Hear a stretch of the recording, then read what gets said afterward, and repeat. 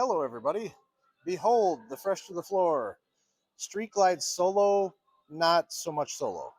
So this bike is a 2026 Street Glide Solo in dark billiard gray.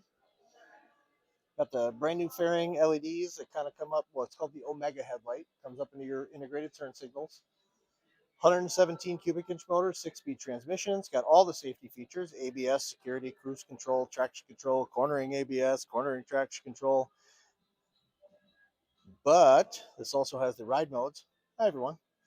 So, ride modes. So you got rain mode, road mode, sport mode, and you have a custom mode that you can create as well. The 12.3-inch screen running the Skyline operating system. And we got this big old tray here too to put your phone in, or cheeseburgers, or whatever you want. And then there's your ride mode button. So you can just tap that on the fly and off you go to a different mode.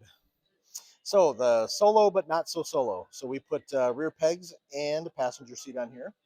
So it is a solo, but I call it the solo, not solo. LEDs out back, integrated, just like the kind of how the CVOs used to do it.